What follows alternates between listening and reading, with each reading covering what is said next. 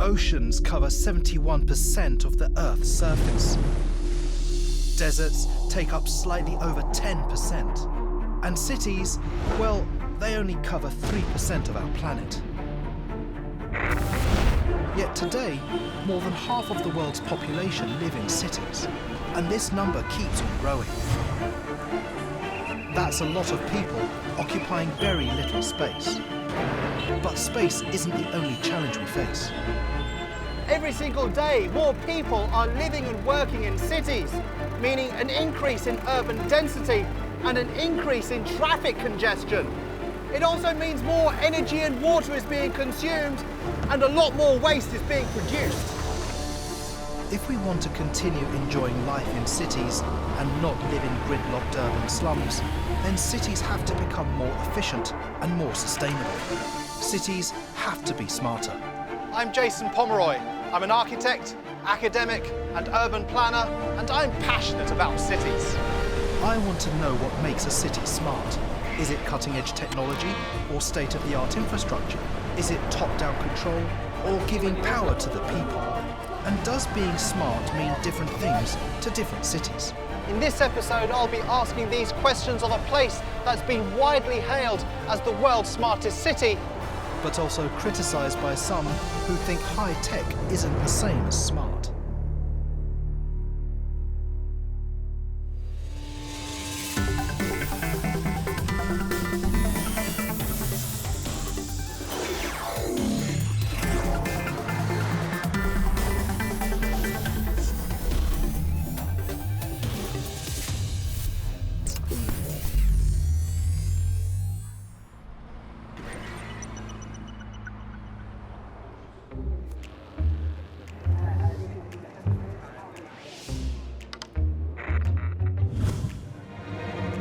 So how many times can I zoom in? 30명. So why don't we follow somebody? Let's follow this person. Where's this person going? Why is he not walking on the pavement? That's jaywalking, isn't it? My goodness, this really is mission control. All eyes on the city, Big Brother style, and with a click of a button, I am completely integrated with the city. Built entirely on reclaimed land in Incheon, located just 56 kilometers from Seoul and home to the second tallest building in South Korea, the Songdo International Business District, or Songdo IBD, is a first-generation smart city built from scratch and with technology deeply ingrained in its DNA. The International Business District forms the core of Songdo City, which together with the cities of Yongjong and Cheongna form the Incheon Free Economic Zone, a South Korean initiative to make Incheon an economic hub for Northeast Asia. Construction started in 2005, and right now the city is in phase 3 of its development. Today, 45,000 people live in the IBD, and another 70,000 commute here to work every day. And that's why I'm here, to get a hands-on feel for how Songdo works. Because when most of us think of what makes a city smart, we think of a city that works like this. Sensors placed all over the city collect data in real time and send it back here, Incheon New City Integrated Operations Center, to be digested. If a piece of infrastructure isn't working, they'll know. If there's a traffic accident or fire, they'll know. And if a stolen car enters the city, well, you've got it. They'll know. 송도 같은 경우는 지역상 송도 1, 2, 3, 4, 5교가 있어서 송도로 진입하려면 다리를 반드시 건너와야 됩니다. 다리 안에 이런 차량들이 들어오는 거를 번호를 인식을 해서 문제 차량이 바로 발견되면 바로 112나 이런 쪽에서 상황 조치를 할 수 있게끔 그렇게 지금 처리를 하고 있습니다. So just like it's people, every single car can be monitored. From traffic control to citywide security, environmental monitoring to infrastructure management, city administrators use technology to make things run efficiently. 1인당 8, 90개 정도. So if there is an emergency, what happens then? 응급 상황이 발생하게 되면 응급 부분을 선택을 하고 발생에 저장하게 되면 지금 응급 상황이 발생했다라고 이제 접수가 된 겁니다. 접수 이후에는 소방본부 119 쪽에 응급차가 올 수 있게끔 하는 거고 소방반대 쪽에 큰 사건이 있으면 다른 쪽에 지원을 받을 수 있게끔 실행을 하면 바로 전화나 영상이 연결됩니다. So this technology can really save people's lives.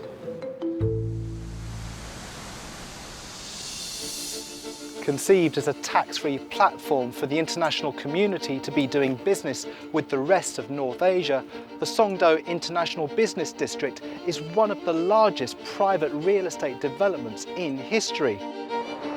Run by the city of Incheon, the Songdo IBD was developed by New York-based real estate firm Gale International and South Korean conglomerate POSCO Engineering and Construction. And the cost of this project? A cool $35 billion. So it begs the question, what does $35 billion actually get you? I'm going to meet Stan Gale, the developer who made it happen. Our mission was to create what we envisioned would be the next model of international cities. So what kind of smart city is Songdo? Songdo is a smart and compact city. Quality of life is the key feature. We built some beautiful buildings, but we want to be sure they're thought through from the inside of the building out. It's how the people who live in those buildings, work in those buildings, feel. If we're not improving the life of the individual and their families that live in Songdo, then what have we done? So it's not just about the technology, it's equally about the quality of life.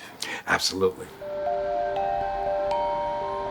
To achieve this quality of life, architects and master planners KPF designed a pedestrian and cyclist-friendly city, which reserved 40% of its space for parks and other green spaces. The city also has some lofty sustainable ambitions and a few nifty innovations. So Jason, have you heard about the pneumatic trash system in the city? Well, I've heard it's quite advanced. If I'm not mistaken, you've got your public bins, you've got your household bins, you've got your office bins, you've got your restaurant bins, and all the waste that's effectively separated between wet and dry and the recyclable and the non-recyclable trash. And that is then collected via a network of 55 kilometers worth of pipe, sucked into this pipe, which is then distributed amongst 7 collecting areas. Now, when it goes into those collection points, all of the waste is basically put into containers, compressed and sent to the incinerator, and then the heat that's generated by the incinerator is enough to power some of these buildings. And in addition to the trash collection system, the pneumatic system, when the sewage goes into the system, there's an anaerobic digester that actually turns that into energy as well. That's remarkable. What else did this first generation smart city get right? And what did it get wrong? I'm about to find out how top-down tech control translates into daily life.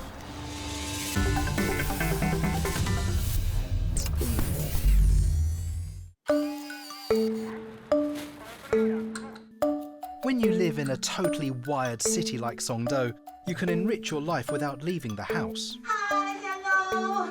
안녕하세요. Nice to meet you. Nice to meet you too. Yellow? There are 20 different remote learning classes that the people who live in Songdo can sign up for. From language classes to sewing courses to painting lessons, people can just join in from the comfort of their home. I better get this right. As an architect, it would be very embarrassing if I got it wrong. 송도는 사람들이 매우 진취적이고 젊으신 분들이 많아서 수업하기에 굉장히 적극적으로 참여하시는 분들이 많으세요. 그리고 이런 첨단 장비들에 관해서 부담감들이 적으시기 때문에 근데 저는 송도에서 일하는 게 정말 즐겁습니다. Here you go. I'm almost done. This is a masterpiece. This is going to hang up one day. Ta-da! Thank you very much for the lesson. I really appreciate it. And happy painting. Bye. If there is one word to describe Songdo, that word would be connected. And it's a concept that's repeated over and over again across the city. And an idea that's championed by Cisco, the tech giant who helps to network the city. I'm here to meet Ben Chung, the centre manager. I think I found him. Hi, Jason. How are you? I found you on Yeah. screen and in real life. Yeah, that's me over here. That's me. Tell me about this technology. So this is the Wi-Fi system with the integrate the latest location-based services. But whole idea is not just tracking the people itself, but simply using this kind of technology to tracking the expert. So people like you who are looking for me today, and here I am. So it's not just Big Brother then? No, not at all. Not at all. You call this number. Here you are. Hi, how are you? From intelligent parking solutions to remote health applications to smart homes, Cisco is using the Songdo International Business District as a testbed for how to deploy tech solutions to make a city smarter. There's no doubt that we're living in an age of information. If you go to any smart home in the Songdo, you can actually see how many energy I'm using per day. And then you can actually compare with the similar size of your houses compared to your neighbors. So what does it mean is that whether I'm using the energy wisely, Yes. so you can actually compare and then control this. Do I like the panel? I find it slightly terrifying. In the digital economy where information is at our fingertips, big data means endless possibilities. So I've just come from the City Operations Centre where I can get a feeling of how the city is kind of moving on a day-to-day basis and is integrating technology to kind of keep the city moving. How does that differ to your technology here? So basically, we continue to evolve our technology for the futures. There's so many technologies and applications you can implement in the integrated operations center because you want to manage the whole city. There's one example like a missing child. Okay. You can actually see from this here. Okay. So I can see this kind of tracking motion. Is this kind of the missing child in motion? Yep. And I can see here that there is a profile. So all of the vital information relating to the child has obviously been fed into the system, and now I can actually track through the city. Yep. Basically, using the children's mobile phone or any tagging, you can actually see where's the last time your child was there, so you can able to see where you find the missing child there. That's remarkable. And has this been implemented in Songdo? Not in Songdo yet. However, technology is possible today. Technically possible, but is it socially acceptable? Issues like this are at the heart of the critique of Songdo. Not everyone's blown away by its vision of centralized high-tech control. Hi, Saskia. Hi, Jason. Hi, Carlo. Hi, Jason. What do you think of Songdo? I don't think very much about it. Look, it is a formidable event. How's that to describe something? But it is a self-contained, complex system. And in that sense, it is simply not enough when we think of smart cities. It does not use the intelligence of its residents sufficiently. It is very much a controlled space. It's very much a space where not much can be changed. So I'm not a fan. What do you think, Carlo? Well, I'd say I agree with Saskia. To me, Songdo looks like a real estate operation on a massive scale. And there's one thing that wasn't there from the beginning, and that's actually the most important thing in a smart city, and that's citizens. Well, there must have been some good intentions. I mean, Songdo did get the ball rolling. Songdo is admirable. It is like step one. Amazing that we got that step one done, but it is incomplete. Okay, guys, thanks very much. Great Thanks, talking. goodbye. Take care, bye. This criticism, that the city is incomplete, can also be viewed through another lens. Songdo is very much a work in progress. But I think Songdo's critics raise an important question. Is top-down control the best way to engineer a smart city, or is it smarter to grow a city from the ground up? And the more important question is, what's it like to live here? That's what I'm about to find out.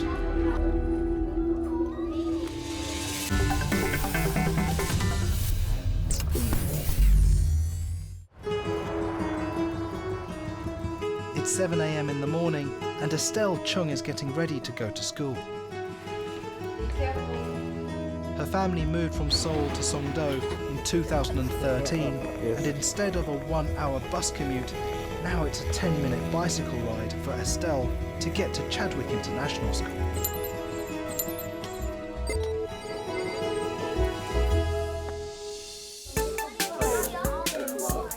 You got a great base structure. My goodness, it's quite a lot of kit here. What's actually happening here? What is all of this? So Makerspace, our focus is engaging kids in the design cycle, whether they're sewing or 3D printing or building a robot or combining all of those together into their own project. Sorry, 3D printing. 3D printing. At the age of 4 to... This is what 3D printing looks like in a conceptual way for a 5-year-old. This is remarkable.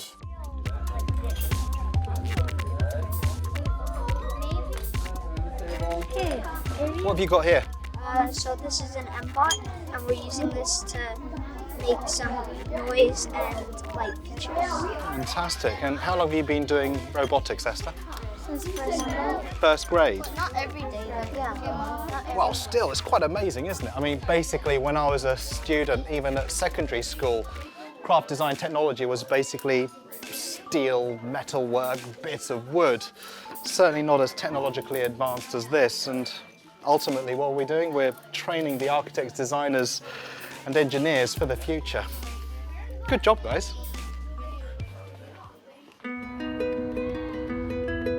In between classes, Estelle gets a break, and I pull her away for a quick chat. Tell me, do you miss Seoul? No. Really? Yes. I like Songdo better. Outside the window, the view is very pretty. In Seoul, it's usually like very dark and the buildings are, but here there are many trees and the buildings are kind of like it has colors. Okay. Time's up, and Estelle has to return to class. But I spend the rest of the morning exploring the school and talking to some of the staff. Good, how are you? Very well, thanks, very well. How do you find living and working here? I mean, it's like, Songdo's like its own little bubble. Like, you've got the calm and quiet and cutting edge. And if you want to get the soul and the experience of the Korean culture, it's an easy taxi, subway, bus, and you get to experience that. There's no denying the quality of the education that Estelle receives at Chadwick, but it comes at a price. At $30,000 a year, Chadwick costs significantly more than your average Korean school. But it's a price Estelle's parents are willing to pay. And significantly, it's why they value living in Songdo. What brings you to Songdo in the first place? I mean, why move from Seoul to Songdo? Because of my daughter's school, Chadwick. Also, I wanted to get out of the busy city. Here is it's much more calm and very convenient, but also very close from the Seoul. So I can be there soon if I want. Also, living life is more relaxed. Even my daughters, when I asked them, do you want to go back to Seoul? But they said they prefer to stay here. Oh, that's lovely. Yeah. You found your home. Yeah, even my husband too. That's good. Yeah. That's good. A lot of people kind of say that Songdo is the first generation smart city, a technologically advanced city. Yes. Do you see that? This city is more famous for the education, not for the technology. Now that raises an interesting question. Do locals love it here, not because of Songdo's formidable tech capacities, but because Songdo is a new city planned from scratch that offers them a better way of life? Their gifts.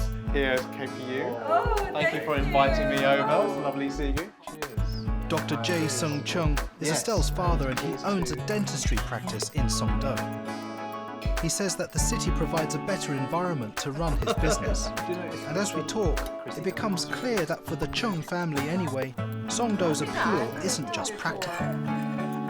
The next day, I braved the dentist's chair to find out more. Do you have any problem in your teeth? So, Dr. Chung, moving from Seoul to Songdo, what are the big differences?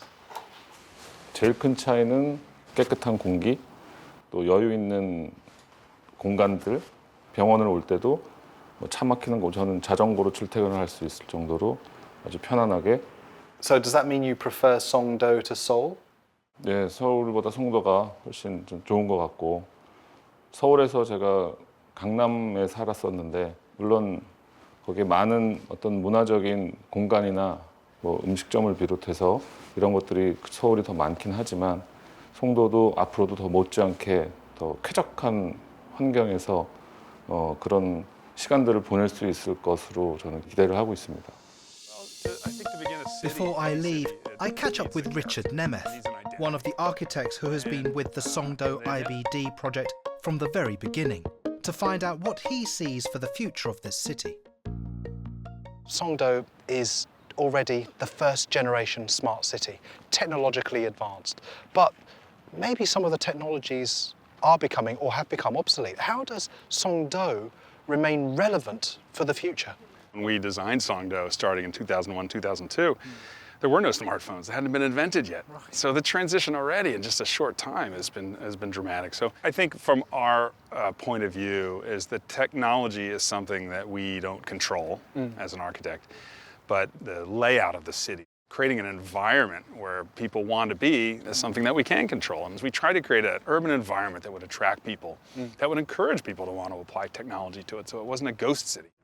And has it been successful? It's getting there. Certainly the residential has been very, very popular. The commercial side of the city just takes time. You can't just fill up 20 or 30 million square feet of office space. That's more than most cities have.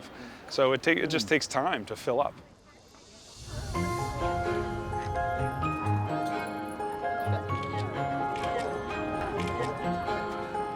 I came to Songdo to see if this really is a first-generation smart city, expecting to see technology at its core, and to a certain extent that's what I found.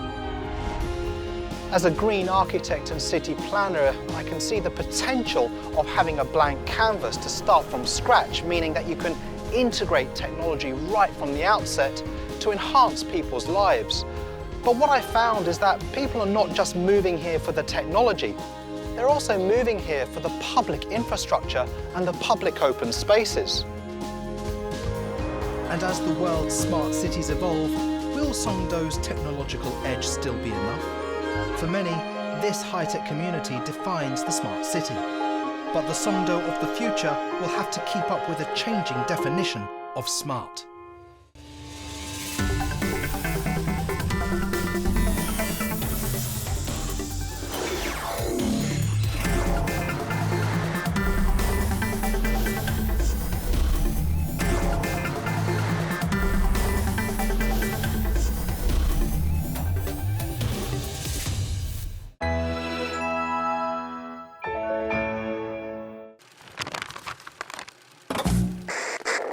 Oh yeah.